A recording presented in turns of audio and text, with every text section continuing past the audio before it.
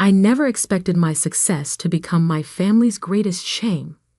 But standing in my parents' lavishly decorated dining room on Christmas Eve, watching my mother's face contort with disgust as I described my latest business venture, I realized some people prefer comfortable lies to uncomfortable truths. My name is Marcus Sullivan, and this is the story of how I went from family disappointment to the owner of my parents' dream mansion. Though looking back, I'm not sure which title weighs heavier. The evening had started like any other family gathering at the Sullivan estate, a sprawling Victorian mansion my parents had stretched themselves thin to purchase 5 years ago. My sister Amanda, the golden child with her perfect law degree and politician husband, had already arrived with her 2 children. They were seated at the mahogany dining table that had been in our family for generations, everyone dressed in their Christmas best. I adjusted my simple blue sweater, suddenly feeling underdressed among their designer outfits. But then I reminded myself that the watch on my wrist cost more than their combined wardrobes, not that anyone would recognize the understated timepiece for what it was. That was the thing about real wealth. It didn't need to announce itself. "Marcus," my mother called out, her voice carrying that familiar note of disappointment. "You're late again. I suppose punctuality isn't important in your— what are you calling it these days? Your startup?" I took my assigned seat, the wobbly chair at the far end of the table, as far from the head as possible. Some things never changed. "Actually, Mom, we just closed our Series B funding round. $15 million in new investment." The silence that followed was deafening. Amanda's husband Richard snorted into his wine glass. $15 million? Come on, Marcus. We all know these tech companies inflate their numbers. What do you really do all day? I could have told them about the revolutionary AI architecture we developed, about our contracts with 3 Fortune 500 companies, about the acquisition offers I'd already turned down. Instead, I just smiled and reached for the bread basket. "We solve problems, Richard. Big ones. Problems." My father finally spoke up from the head of the table, his voice carrying the weight of decades of disapproval. "The only problem I see is you wasting your life on these fantasies. Your sister made partner at her firm this year. What have you achieved?" I watched as Amanda preened under our father's praise, adjusting her perfectly styled hair. "Daddy's right, Marcus. It's time to grow up. I could get you an interview at the firm. Something entry-level, of course. You'd have to work your way up." "That's very kind," I said, cutting into my turkey. "But I'm good where I am." My mother's fork clattered against her plate. "Good? Good? You live in that tiny apartment, drive that old car, and wear the same clothes year after year. How is that good?" What they didn't know was that my tiny apartment was actually the entire top floor of one of the city's most exclusive buildings. My old car was a deliberately understated luxury model with custom engineering. And my same clothes were handmade by artisans who didn't advertise their work with logos or labels. But before I could respond, Richard jumped in. "I heard through some contacts that your company's burning through cash. No real revenue, just fancy presentations and big promises. Classic tech bubble stuff." I raised an eyebrow. "Your contacts?" "I have friends in venture capital," he boasted, straightening his tie. "They say your whole sector is about to crash. Smart money's getting out." I had to suppress a laugh. The smart money he was referring to was likely the Mills Brothers Fund, the same one that had practically begged to lead our latest funding round. I turned them down, preferring to work with investors who actually understood our technology. "Richard," I said calmly, "maybe your friends should do better due diligence." My mother slammed her hand on the table, making the crystal glasses jump. Stop it. Stop pretending to be successful. You're just a useless dreamer, living in a fantasy world, while your sister actually makes something of herself. Dad nodded along, his face stern. Your mother's right. This has gone on long enough. Either get a real job, or stop coming to these family events. We can't keep watching you throw your life away. I looked around the table, at my father's expensive watch, my mother's new jewelry, Amanda's designer dress. All the trappings of wealth they could barely afford, bought with credit and appearances to keep up with the neighbors. I knew about their mounting debts, the missed mortgage payments, the tax liens they were hiding. Being on several bank boards had its advantages. Maybe you're right, I said quietly, standing up. Maybe it's better if I stop coming around for a while. Finally, my mother sighed. He sees reason. I walked to the door, then paused. Oh, and Mom, Dad, you might want to check your mailbox more carefully. Those certified letters from the bank usually contain important information. Their faces paled slightly, but I was already walking out, closing the heavy front door behind me. As I got into my old car, I pulled out my phone and sent a quick text to my CIO. Start the process. Everything we discussed. They had no idea what was coming. But in 3 months, they'd learn exactly how useless their son really was. I pulled away from the mansion, watching it shrink in my rearview mirror. Soon, it would have a new owner. And the real estate agent's call would just be the beginning of their education about success, appearance, and the true meaning of value. Sometimes the best revenge isn't about destroying someone's world. Sometimes it's about letting them destroy it themselves, then buying the pieces at market value. The Christmas lights twinkled mockingly in the distance as I drove home to my tiny apartment, already anticipating the meeting with the bank's foreclosure department scheduled for the new year. After all, what's the point of being a useless dreamer if you can't make a few dreams come true? And this dream, this one was just getting started. January arrived with a flurry of certified letters to the Sullivan Mansion. Each one bore the same message. The grace period was over. My father had leveraged everything to maintain their lifestyle. The house, their retirement accounts, even Amanda's trust fund. Now it was all coming due. I watched from my office on the 47th floor as my plan unfolded. The view of the city stretched out before me, snow falling softly on the streets below. My assistant, Sarah, entered with a stack of reports. The bank board approved your proposal unanimously, she said, placing them on my desk. They were quite impressed by your strategy for handling distressed luxury properties. I nodded, scanning the documents. And the other matter? Your sister's law firm just lost their biggest client. Apparently, someone convinced their entire tech division to switch legal representation. Sarah's lips twitched slightly. Their partner track might be experiencing some delays. I leaned back in my chair, thinking about Amanda's smug face at Christmas dinner. She'd been so certain of her superiority, never suspecting that her precious law firm depended heavily on clients who respected my opinion. My phone buzzed. A text from Richard. Need to talk.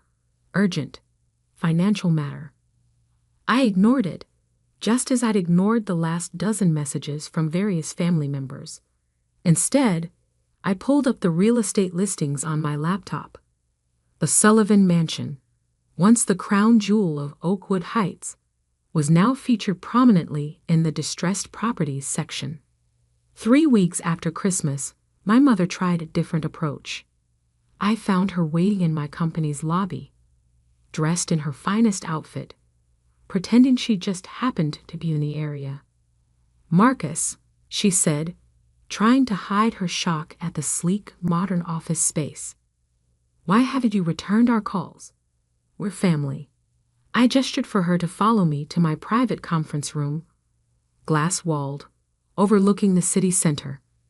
Her eyes widened at the view, at the obvious signs of success she'd refused to see before.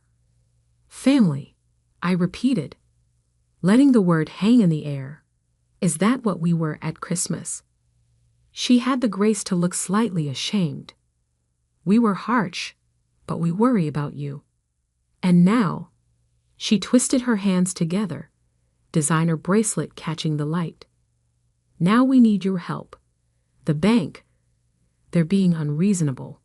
Your father's business has hit a rough patch. That's all. If you can just loan us." "How much?" I interrupted. $2 million, she said quickly. "Just until things turn around. With your startup doing so well." I pulled up some documents on the conference room's display. "You mean the startup that was burning through cash? The one that made me a useless dreamer?" I scrolled through page after page of financial statements. "The one that just acquired your husband's largest competitor for $300 million. Mom's face went pale as she read the headlines, the acquisition announcements, the glowing profiles of our technology in major business publications. But Richard said—" "Richard?" I said calmly. "Gets his information from golf buddies and cocktail parties. I get mine from boardrooms and bank vaults. Speaking of which," I pulled up another document. "Did you know he's been lying about his own firm's finances? That bonus he's been bragging about. It bounced. Twice." She sank into one of the leather chairs, her carefully constructed world crumbling. "Marcus, please. We're about to lose everything." "No, Mom. You're about to learn the difference between appearing successful and being successful." I stood up, straightening my custom-made jacket. "The bank's foreclosure proceedings will continue. I suggest you start looking for a new place to live." "We'll be homeless," she cried. "Oh, I doubt that. Amanda's condo has a spare room, doesn't it? Though you might find it a bit cramped." I smiled, remembering all her comments about my tiny apartment. "Now, if you'll excuse me, I have a meeting with some venture capitalists. Real ones, not Richard's golf buddies." After she left, I called my real estate agent. "How's the Sullivan property looking?" "Bank's putting it up for auction next month. Given the market conditions and the property's issues, it should go for well below market value." "Perfect. Have everything ready. And make sure the purchase is made through one of our subsidiary holding companies. I don't want my name appearing until exactly the right moment." February brought record snowfall and a cascade of financial disasters for my family. Dad's business contracts dried up as word spread about his financial troubles. Amanda's partner track derailed as her firm struggled with departing clients. Richard's golf club quietly revoked his membership over unpaid dues. I watched it all from a distance, receiving regular updates, but never responding to their increasingly desperate messages. Each one reminded me of different Christmas dinners, different insults, different moments of dismissal and derision. The foreclosure notice appeared in the local paper on a Tuesday. By Wednesday, my mother had called 17 times. On Thursday, my father swallowed his pride and came to my office. He looked older, grayer, the weight of his collapsing empire evident in the slump of his shoulders. "Son," he said, the words sounding foreign on his lips. "I know we've had our differences." "Differences?" I kept my voice neutral. "Is that what we're calling it now?" "I was wrong," he admitted, staring at his hands. "About your business, about your choices. I see that now. But please, this house, it's your mother's dream home. We can't lose it." I pulled out my phone, showing him an email. You already have. The bank is auctioning it next week. Unless you can come up with $2 million by Monday, it's over. $2 million, he whispered. The same amount your mother asked to borrow. Interesting coincidence, I agreed. Unfortunately, my company has already allocated those funds to a different real estate investment. His eyes narrowed. You're buying properties now? Among other things. It's amazing what you can do with actual revenue and solid business fundamentals. He left my office a broken man, finally understanding that his son had surpassed him in every way that mattered. But he still didn't know the best part. That revelation would come at the auction, when the new owner's name was finally revealed. March arrived with unseasonable warmth, melting away the last traces of winter just in time for the auction. I didn't attend personally. That would have spoiled the surprise. Instead, I sent my lawyer with clear instructions and waited in my office for the call. It came just after noon. It's done, my lawyer said. Property acquired at 30% below market value. The paperwork will be public record within the hour. I smiled, imagining the scene that would unfold when my family's realtor saw the name on the deed. Sometimes the best revenge isn't just about winning. It's about teaching a lesson that can never be forgotten. And this lesson was about to hit home in the most literal way possible. The meeting was scheduled for 3 p.m. at Maxwell & Associates Real Estate. My family had no choice but to attend. The bank required all parties to be present for the final property transfer. I arrived early, parking my old car where I could watch them arrive. Amanda came first, her designer clothes now looking slightly worn, her perfect hair showing traces of gray she couldn't afford to cover anymore. Richard skulked in behind her, his former swagger replaced by a nervous twitch. My parents arrived last, Mother dabbing at her eyes with a monogrammed handkerchief, Father looking like he'd aged a decade in 3 months. I waited until they'd all gone inside before following. The receptionist recognized me immediately. After all, I owned the building through one of my holding companies. They're in the main conference room, Mr. Sullivan, she said quietly. Everything's prepared exactly as you requested. Jessica Maxwell, the real estate agent, was already midway through her presentation when I slipped into the back of the room. None of my family members turned around. They were too focused on the documents being displayed on the screen, papers that would officially transfer their beloved mansion to its new owner. As you can see, Jessica was saying, the property was purchased at auction by Horizon Ventures LLC, a subsidiary of. She stopped, finally noticing me. Oh, Mr. Sullivan, I didn't realize you'd be joining us personally.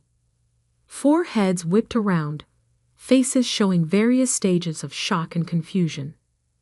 Marcus, my mother whispered. What are you doing here? I walked to the front of the room, each step measured and deliberate. Please continue, Jessica. You are about to explain who purchased the property. She nodded, clicking to the next slide. As I was saying, the property was purchased by Horizon Ventures LLC, a subsidiary of Summit Innovation Group, whose CEO and majority shareholder is. She paused, letting the moment build, Marcus Sullivan. The silence that followed was absolute. I could almost hear the pieces clicking into place in their minds. Richard found his voice first. You bought the mansion? Actually, I said, settling into the chair at the head of the table, my father's usual position. I bought a distressed property at market value. The fact that it happens to be your mansion is merely an interesting coincidence.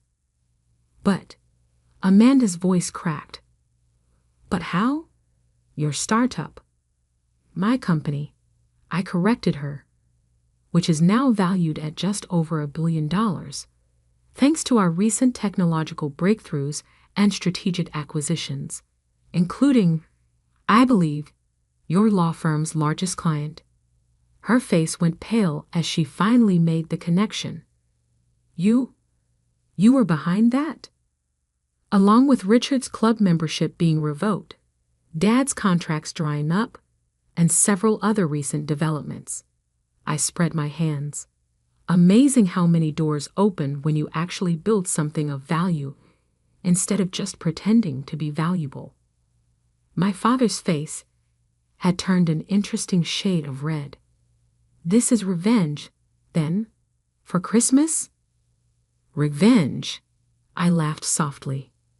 No, this is a business transaction. The revenge was watching you all slowly realize that the son you called useless had built an empire right under your noses. The son you mocked now owns the roof over your heads. Mother began to cry, but her tears didn't move me. I'd seen too many of her performative breakdowns over the years. So what now? Amanda asked. You'll throw us out? Make us homeless?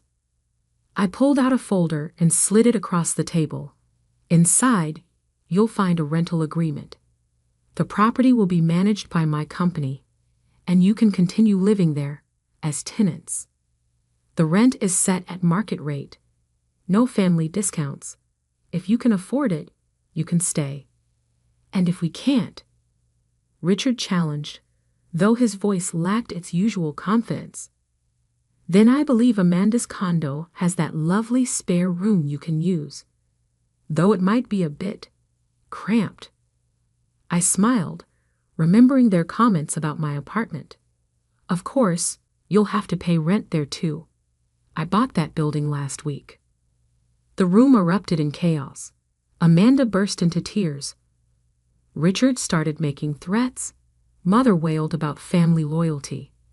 Only father remained silent, staring at me with what might have been the first glimmer of respect I'd ever seen from him.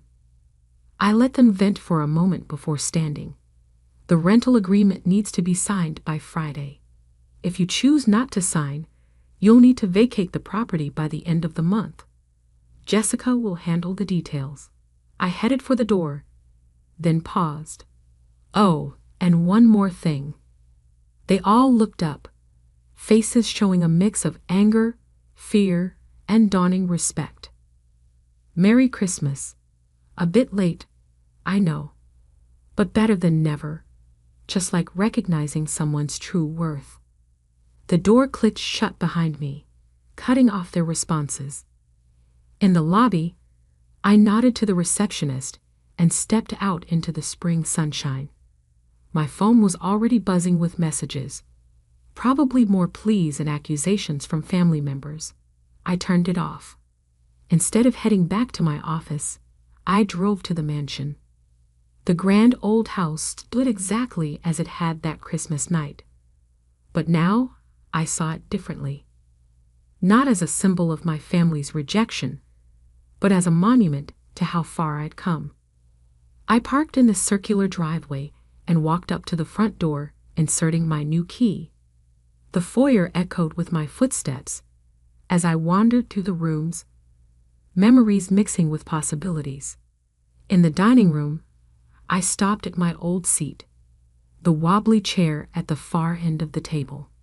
Taking out my phone, I sent a quick text to my assistant. Have the entire house remodeled. New furniture, new everything. But keep one piece, the wobbly chair at the end of the dining table.